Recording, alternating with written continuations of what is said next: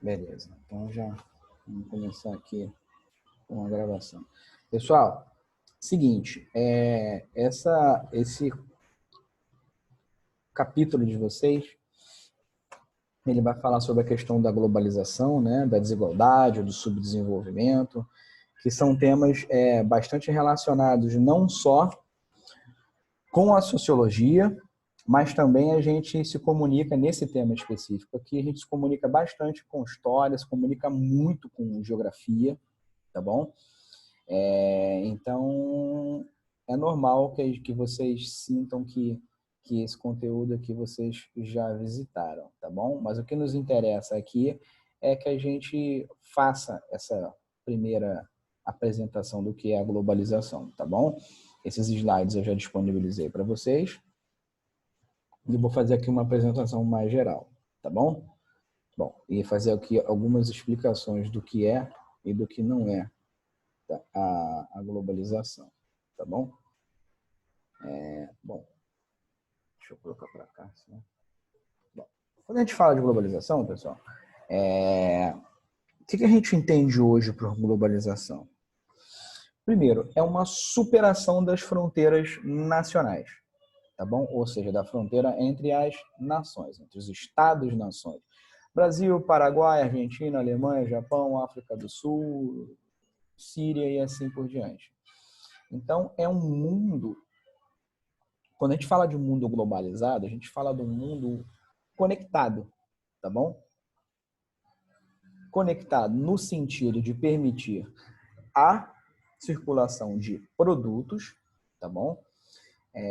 Ideias e pessoas, tá bom? O ideal, dentro do que se espera do mundo globalizado e dos defensores da globalização, é que essa circulação ela se dê com o mínimo possível de impedimento, tá bom? Os defensores da globalização afirmam que isso é positivo para os países que estão dentro do circuito da globalização, porque aí todos saem ganhando com a troca de ideias, de produtos e com a circulação de pessoas, tá bom? Essa é a defesa, né, no plano teórico dos supostos benefícios, tá bom? A gente já vai ver como é que funciona na prática, tá? Só para vocês terem uma ideia, quando a gente fala de globalização, quando a gente fala de globalização, a gente fala, por exemplo, o iPhone. O iPhone ele é um telefone pensado, arquitetado do ponto de vista da programação nos Estados Unidos, né? Se eu não me engano, ele ainda é produzido fisicamente na China e você pode comprar numa loja em Ilhéus, no Brasil. Então, reparem, a gente está falando de um produto, um pequeno produto, que tem uma circulação global, que ele é produzido em vários pontos do mundo, né? Ou um ponto específico, alguns outros produtos são produzidos em vários lugares do mundo e são montados num lugar. Só para vocês terem uma ideia, a Brastemp e a Consul, né? São empresas que se fundiram, empresa brasileira, a carcaça da geladeira que você compra da Consul, por exemplo, ela é brasileira, mas o miolo dela, né, questão da programação, motor, essas coisas, isso é produzido na China. Então a China manda para o Brasil coloca dentro da a carcaça ali em cima e vende na loja de norte a sul, leste a oeste. Então reparem, como é que essa circulação, essa globalização, ela faz com que, do ponto de vista econômico, nesses casos que eu apontei para vocês, 3 países diferentes estejam interligados pela circulação de produtos, tá bom? Mas pode ser pela circulação de ideias e de pessoas também, já que a gente vê estadunidenses, chineses circulando aqui pelo nosso espaço também, tá bom? Quais são os efeitos econômicos disso? Bom, primeiro, é essa diluição, não desaparecimentos, mas ela vai diluir, ela vai diminuir as fronteiras econômicas e financeiras. A fronteira econômica para o exemplo que eu dei para vocês agora, da circulação de produtos. E uma fronteira financeira pelo seguinte motivo. Existem pessoas que investem, por exemplo, na Bolsa de Valores. Tá bom? Então, o cara tem lá o seu $1 milhão para investir. Beleza. Então, se hoje tá bom para ele investir no Brasil, ele investe no Brasil. Mas aí, se amanhã estiver bom para investir na Alemanha, ele pega essa grana, esse 1 milhão dele, investe na Alemanha. Né? Ganha um pouquinho. E se depois de amanhã estiver bom para ele investir no Japão, ele investe no Japão. Então, reparem, é um dinheiro, é uma transação financeira. Ele está trabalhando aqui com compra e venda de ações, né, de empresas, e que ele considera é uma forma de fazer dinheiro sem produzir nada. Né? Sem produzir nada do ponto de vista físico. Não é igual o camarada lá da Consul que produziu uma geladeira, né, que serve para alguma coisa. As pessoas usam. Então, esse investimento financeiro, ele é para o cara ganhar dinheiro com especulação financeira, né? E ganha e compra na Bolsa de Valores. Ok, é legalizado, não tem problema nenhum. Mas reparem bem, como é que esse sujeito ele está indo para lá e para cá? Brasil, Alemanha, Japão, Estados Unidos, Inglaterra, África do Sul, onde tiver bom, o camarada está indo. Por quê? O dinheiro é um dinheiro virtual, né? Ele não pega 1 milhão em notas. É um dinheiro que circula com uma velocidade gigantesca em escala global. Repare, ele pode ganhar a grana dele aqui no Brasil, né? E quando estiver abrindo a bolsa do Japão, ele pega aqui, ó, no final do dia, ele tira a grana dele e já investe no início do dia lá no Japão. Então, reparem, quase que em tempo real. Então, esse tipo de economia, ela faz com que ela esteja, esse tipo de movimento dá a entender que a economia ela está interligada, né, para o bem e para o mal. Né? Tanto que se der um problema, por exemplo, na China, né, como deu nos últimos anos, o mundo todo vai sofrer. Porque a China é o principal comprador. Vê o Brasil aqui, por exemplo. Né? Explica-se parte da nossa crise com o encolhimento da China. Né? Parte da crise, não toda. Bom? Redução de barreiras alfandegárias. Barreira alfandegária é aquele imposto que você paga para importar alguma coisa. Então, por exemplo, digamos que você vai importar um computador para os Estados Unidos. Digamos que tem uma barreira alfandegária no Brasil, ou seja, para atravessar a fronteira e vir para cá, esse computador tem que pagar, sei lá, você tem que pagar 15% em cima do preço dele. Né? Por quê? A barreira alfandegária ela é criada para dificultar, abre aspas, dificultar a vida do comprador. Para você dar preferência de comprar esse produto aqui e não nos Estados Unidos, por exemplo. Por quê? Porque quando você compra um produto direto dos Estados Unidos, a tua grana sai do Brasil e vai para lá. Quando você compra um produto brasileiro, a tua grana fica no Brasil. Então, isso fortalece a economia local, se você compra um produto brasileiro. E se você compra um produto americano, fortalece a economia dos Estados Unidos. Então, a barreira alfandegária é uma das formas de desestimular, não é bem dificultar, mas desestimular a compra de produtos internacionais, tá bom? Então, é uma forma de tentar proteger a indústria nacional. Mas isso também é uma questão complicada porque as indústrias hoje, elas estão desconcentradas do ponto de vista geográfico. Então, países como os Estados Unidos, hoje em 2020, estão muito mais desindustrializados do que eram, por exemplo, na década de 1960, por exemplo. Por quê? Uma das outras características da globalização é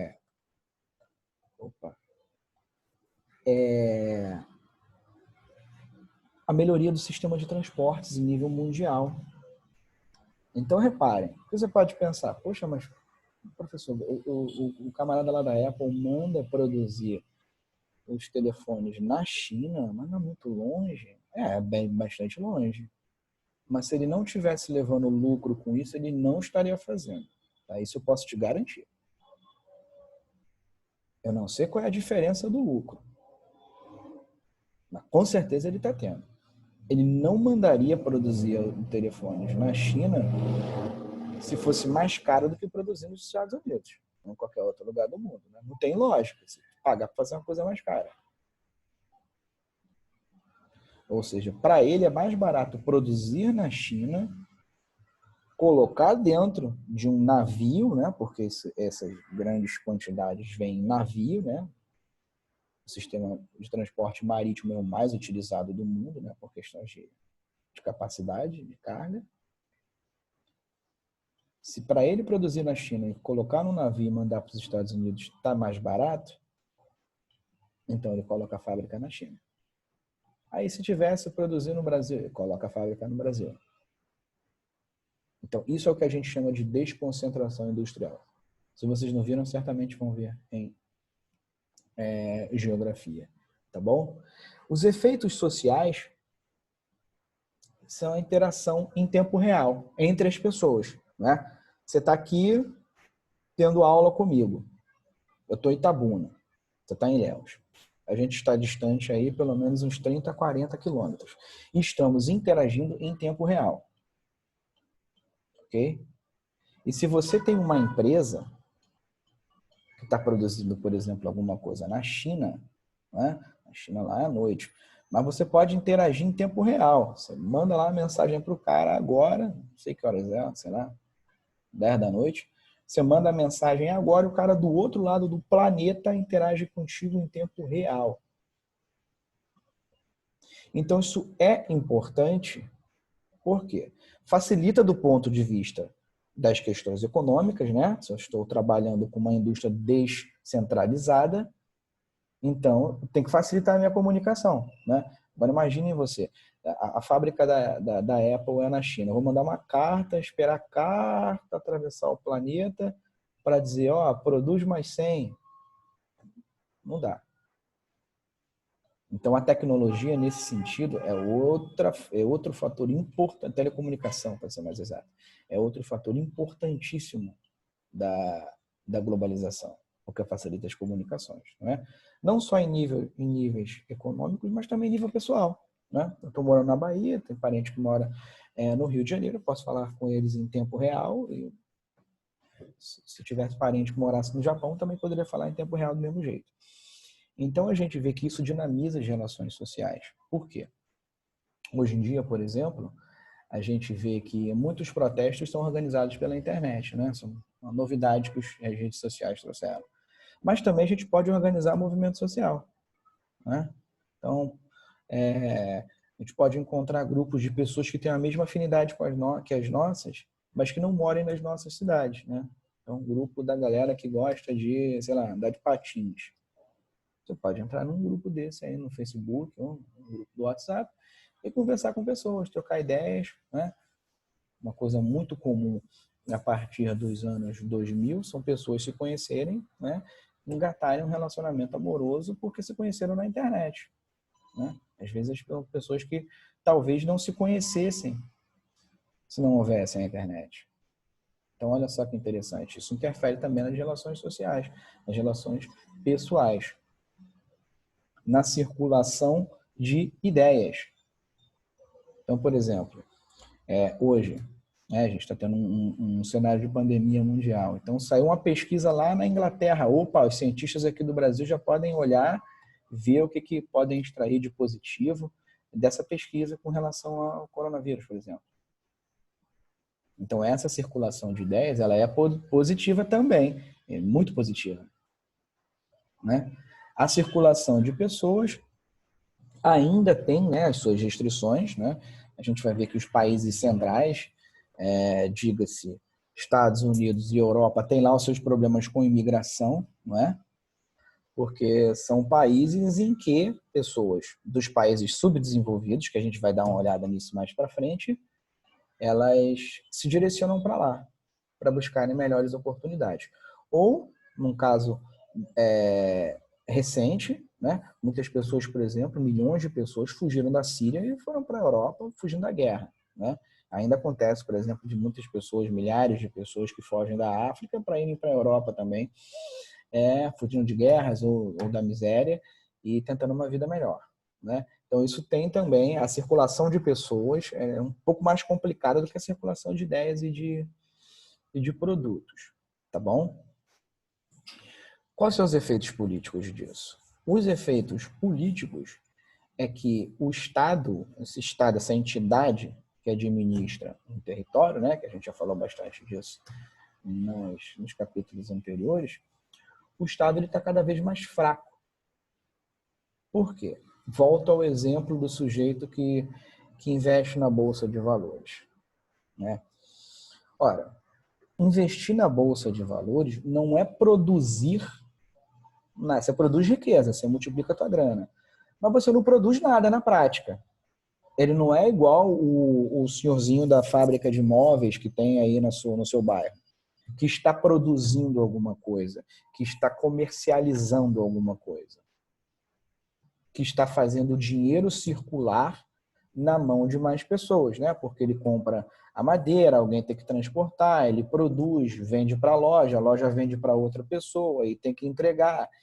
Enfim, olha só, numa pequena mesa, digamos assim, tem uma cadeia de trabalho aí envolvida. Então, isso é economia real, concreta. Você vê a grana circulando na mão de muitas pessoas. Só que quando eu, investidor, pego meu US$ 1 milhão e invisto na Bolsa de São Paulo para comprar e vender, sei lá, ações da Petrobras, só eu ganho com isso, né? Eu estou ganhando essa grana.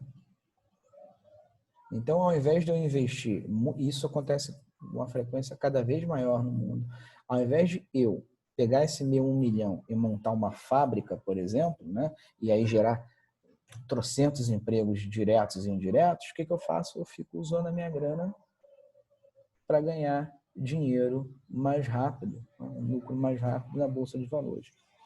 Beleza, isso não é ilegal, não é imoral, mas não é uma economia concreta no sentido de fazer a grana circular. E olha só, se eu sou um Estado, um governo, eu fico fraco diante desse movimento, dessa flutuação de dinheiro. Porque eu não posso impedir o sujeito de investir a grana dele na Bolsa de Valores. O que ele está fazendo não é ilegal.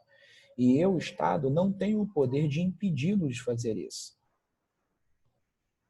Então, eu enfraqueço no sentido de que eu não tenho poder de coagir esse cara, de obrigar ele a gastar grana onde eu quiser que ele gaste. Então, o Estado passa a ser um administrador do cenário econômico, né? Das possibilidades econômicas. Então, quando a gente vê os governos do nosso país ou de outros países, seja a presidência, o governador ou o prefeito, quando eles tentam tornar a cidade, o estado ou o país mais atrativo, eles querem tornar esse país mais atrativo para quê? Para que esse cara pense, nossa, ao invés de pegar esse 1 milhão e investir na bolsa, eu vou montar uma fabriquinha, né? Em Itabuna, na Bahia, no Brasil. Porque tá legal, assim. Tô vendo vantagem em fazer isso. Tem mais vantagem em fazer isso do que investir na bolsa. Então é para isso que o Estado está servindo. Então, nesse sentido, Estado, tem que administrar o seu território, torná-lo ele agradável, né? Favorável, atrativo para o investimento. Por um lado, ok, beleza, ótimo. Só que por outro, a gente vê que muitas vezes esses estados ficam refém dessas grandes corporações, né? Então, é muito comum isso acontecer, não só no Brasil, mas em outros lugares do mundo também. Por exemplo, digamos que eu seja dono da Fiat. Quero montar uma fábrica da Fiat, né? Acho que o mercado da América do Sul é bom, né? Vou fazer isso. Vou trabalhar melhor, vou trabalhar com o exemplo da Renault, tá bom? É uma empresa francesa. Então, quero montar uma fábrica no Brasil, na América do Sul. Estou decidindo entre Brasil e Argentina, porque vamos ver qual é melhor aí. Ora, os dois mercados são mercados atrativos, não é? Tanto o Brasil quanto a Argentina. Então começa assim, eu não sei se foi o caso específico da Renault, mas é muito comum que isso aconteça, que antes dele montarem uma planta, uma fábrica, eles vão olhando qual é o cenário melhor, qual é a economia mais estável. Se eu estabeleço um comparativo entre Brasil e Argentina, o Brasil ganha. A economia brasileira, com todos os seus problemas, é mais estável do que a economia argentina. Opa, beleza, vou montar no Brasil. É só que o Brasil é muito grande, né? De onde eu vou montar isso? Mas eu também estou de olho no mercado argentino. Então, eu, Renault, vou montar a minha fábrica, como, por exemplo, ela montou em São José dos Pinhais, um município que fica do lado de Curitiba. E aí, eu começo a produzir, porque aí, olha só que interessante. Eu vou produzir e vou mandar carro para o mercado do Sudeste, que é um mercado muito forte no Brasil, é o mais forte. No Sul, que também é bastante forte, e na Argentina. Só para vocês terem uma ideia, alguns anos atrás, eu não sei como é que está a história agora com pós-crise, né, da Argentina e também a questão do corona aqui no Brasil, mas 80% dos carros que eram vendidos na Argentina eram produzidos no Brasil. Lembrando, o Brasil não tem uma marca brasileira de carros. Então, quando você vai na Argentina e olha, por exemplo, um carro da Renault, você pode ter certeza que ele foi produzido no Brasil, em São José dos Pinhais. Então, olha só que interessante. Eu produzo lá. No caso de São José dos Pinhais, muito já foi discutido que o terreno, né, teria sido dado para a empresa, né, junto com o abatimento de impostos, e que, olha só, foi construído numa região onde não deveria, porque seria uma área de proteção ambiental. Então, por que essas grandes empresas a gente afirma que elas muitas vezes controlam a economia global e a economia local? Porque, veja bem, qual prefeito não quer uma fábrica da Renault na sua cidade?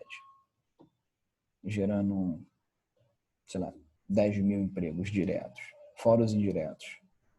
Poxa, é uma grana interessante. Então, muita gente vai querer. Então, nesse que muita gente quer, o que a empresa faz? É a jogatina. Né? Opa, quem dá mais? Opa, Paraná deu mais, Curitiba deu menos, São José dos Pinhais deu mais. Opa, São José dos Pinhais. Então, nesse sentido, é que a gente fala que essas corporações elas controlam a economia global, tá bom? Isso faz com que os estados tenham cada vez menos poder diante dessas grandes empresas, tá bom? Outro exemplo. Se uma empresa como, por exemplo, a Renault, já deu o que tinha que dar São José dos Pinhais, eu vou levantar o acampamento e vou montar uma fábrica em, sei lá, um município ali do lado de Porto Alegre. Ela pode fazer isso? Pode, é uma propriedade privada. Eu posso levar meu negócio para onde eu quiser. Se os impostos estiverem tudo pago, tiver tudo certinho, eu levo para onde eu quiser. Seja para o Rio Grande do Sul, para o Rio Grande do Norte. E olha só, com isso, algumas empresas, né, não estou dizendo que foi o caso da Renault, mas algumas empresas acabam chantageando os governos locais, tá bom? No sentido de que pedem para esses governos darem cada vez mais vantagens do ponto de vista econômico. Então, é nesse sentido que a gente fala que essas empresas controlam a economia global e local, tá bom? Bom, essa parte da globalização aqui não nos interessa nesse momento, porque é uma questão histórica que vocês podem dar uma olhada e certamente vocês vão ver isso com mais profundidade em geografia e em história, tá bom? Resumão. A globalização começa com as grandes navegações, tá bom? Lá com portugueses e espanhóis, que a partir dali começa, né, a se arquitetar, a se montar uma economia de escala global, né? É só lembrar que os portugueses estavam indo para a Índia para comprar pimenta, né? A Índia fica na Ásia. Por acaso, aí nesse processo entre portugueses e espanhóis, eles esbarraram com o continente americano e aí incorporaram também com o continente americano à economia, né? Então, reparem, a Europa passou a ser o centro econômico do mundo, né? Porque o que era produzido na África, a riqueza ia para parte da riqueza, né? Ia para a Europa, é a mesma coisa na Ásia, é a mesma coisa na América, né? Então, isso formou a chamada primeira divisão internacional do trabalho. Vocês vão ver isso em geografia com mais profundidade. Então, a terceira fase, que é a que nos interessa, nesse exato momento aqui, para a gente começar a concluir, do estado atual da globalização, que é o seguinte, pessoal. Ela começa com o fim da Segunda Guerra Mundial. O mundo ainda está dividido entre o sistema capitalista e o sistema socialista. A gente já sabe que o sistema socialista, né, se esfarelou. Né? Que a China hoje, que se diz socialista, de socialista só tem o governo ditatorial. A economia é plenamente capitalista, né? Ainda que não seja de livre mercado. A revolução, a terceira revolução industrial, né, com a microtecnologia, com a robótica, com as telecomunicações, isso vai dar um boom na globalização justamente por conta daquilo que a gente discutiu anteriormente, da melhoria do sistema de transporte em nível global, do aumento da rapidez em termos de transporte em nível global, né? Só para a gente falar um pouquinho de transporte, eu vou voltar aqui, ó. Olha aqui essa figura, né? Entre 1500 e 1840, carruagem, um barco à vela, em média uns 16 quilômetros por hora. Hoje, né, um jato aí de tantos passageiros vai mais ou menos a 1000 quilômetros por hora. Olha, de 16 para 1000. Olha o incremento. Só para vocês terem uma ideia, uma viagem entre Lisboa e Calicut, na Índia, né? Vou mostrar aqui para vocês. Ó, Lisboa, não sei se vocês estão vendo a seta, está aqui. Tinha que dar a volta, ó, tinha que vir aqui pelo Brasil, que era mais rápido, inclusive, né? Depois vinha para cá, para a África do Sul, e depois para Calicut, mais ou menos aqui. Isso, na melhor das hipóteses, demorava 1 ano. 1 ano. Hoje, eu não sei a distância, mas eu arrisco dizer que na pior das hipóteses, se você pegar um avião e ir direto para Calicut, na Índia, eu vou chutar alto aí, 15 horas. Olha a diferença. 15 horas para 1 ano. O aumento da carga de transporte também. Então, olha como é que isso facilita o transporte de produtos. Isso encurta, né, do ponto de vista psicológico, principalmente, isso encurta o espaço, né? Porque eu hoje percorro o mesmo espaço com um tempo muito menor. Então a gente vai ver que isso vai ser importante porque facilita e dinamiza não só o transporte de produtos, mas também as telecomunicações entre essas empresas geograficamente dispersas, tá bom? Isso vai casar, a partir da década de 90, com a defesa, né, da chamada economia neoliberal. E o que seria a economia neoliberal? O neoliberalismo, né, ele defende o recuo do Estado em questões econômicas. Ou seja, que o Estado diminua cada vez menos a sua interferência na economia, baixando barreira alfandegária, facilitando transação internacional, né? Facilitando, melhorando o cenário econômico nacional para o investimento externo, não dificultar a vida do investidor externo, ou melhor, facilitar, tanto do externo quanto do interno, enfim. Deixar a economia o mais dinâmica possível. Do ponto de vista econômico, o neoliberalismo defende isso. Do ponto de vista do ponto de vista da política, a gente vê que a grande defesa do neoliberalismo é o desmonte ou a diminuição do estado de bem-estar social. E que estado de bem-estar social é esse? É um estado em que o Estado, ou seja, o poder público, ele garante o acesso à saúde, educação, por exemplo, a proteção social do desempregado, a leis trabalhistas, né? Então, tudo isso, do ponto de vista teórico desses pensadores do neoliberalismo, tudo isso é gasto. Gasto que, segundo eles, não é responsabilidade do Estado, mas sim do cidadão. É como se ele dissesse: Washington, você é responsável pela educação, você e unicamente você é responsável pela educação dos seus filhos, do ponto de vista econômico, da saúde da sua família, né? E das suas finanças pessoais. Então, o Estado não tem que ficar dando educação pública. Você tem que pagar por ela. O Estado não tem que oferecer saúde pública. Você tem que pagar por ela.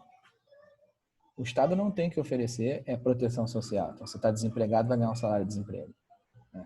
Ou as leis trabalhistas são muito rígidas. Então, essa discussão neoliberal, ela avança muito nos Estados Unidos, avança muito na Inglaterra, né? Os dois grandes representantes nos Estados Unidos é o governo Ronald Reagan e na Inglaterra é o governo da Margaret Thatcher. Então, essas barreiras, mais o fim da União Soviética, a defesa, perdão, do Estado neoliberal, mais o fim da União Soviética, vão fazer com que, a partir da década de 90, a globalização ela ganhe um impulso definitivo. Porque agora não tem mais concorrência. Agora é só capitalismo em nível global. Tá bom? A gente para por aqui, que isso é o básico que eu preciso que vocês saibam da globalização para a gente poder entrar no nosso conteúdo. Tá bom? Eu vou interromper a gravação aqui, nesse momento, tá bom? E eu vou passar a voz para o Cauã.